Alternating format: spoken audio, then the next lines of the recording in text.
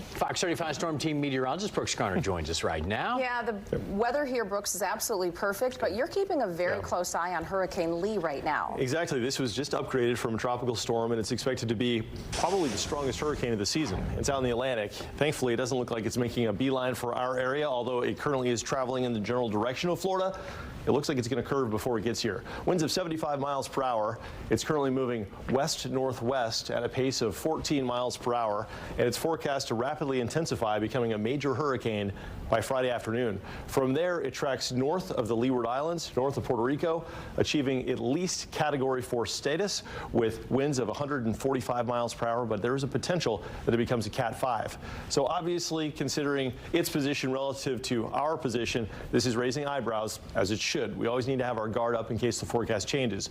But there's optimism in the computer models in that it will make a curve before it gets here. It'll make a turn to the north, avoiding Florida. The reason for that is twofold. We've got a high pressure system in the Atlantic and an upper level storm system coming into the East Coast. That's actually going to bring some weather here, that upper level storm system, unrelated to Hurricane Lee. But here's Lee. It's way out here. It is 2,500 miles away. So it's very far away, but it's strengthening fast and it's heading west. Here's a look at the steering currents. This will determine where it goes. And we've got high pressure over the Atlantic and over the East Coast, an upper level storm system and an associated trough dipping down all the way into Georgia.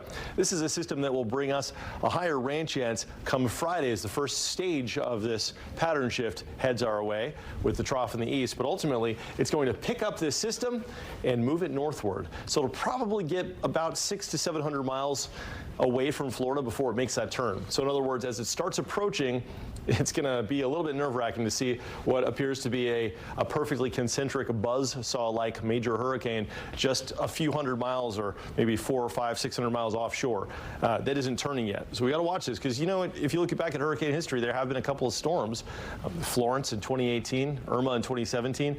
Not to say that this will be one of those, but those storms didn't curve when it was thought that they would. Since then, computer modeling has gotten better, so the confidence is higher that it will curve.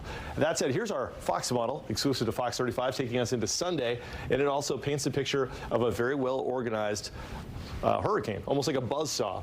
And this will be north of Puerto Rico based on this computer model by about 150 miles, bringing them the possibility of tropical storm force winds. Well, it'll be dry and hot here through tomorrow, and then a stormy Friday afternoon lay ahead for us. Scattered afternoon storms will be with us through the weekend. Let's take a look at our forecast. Here's our future clouds and radar for Friday. After a sunny Thursday, we're going to start to see isolated storms developing as soon as noon, becoming more scattered as we head toward 1 p.m. Now on Friday for our evening commute, it's likely we'll have wet roads and we might have actual storms in progress at that time, and they could be numerous for a time.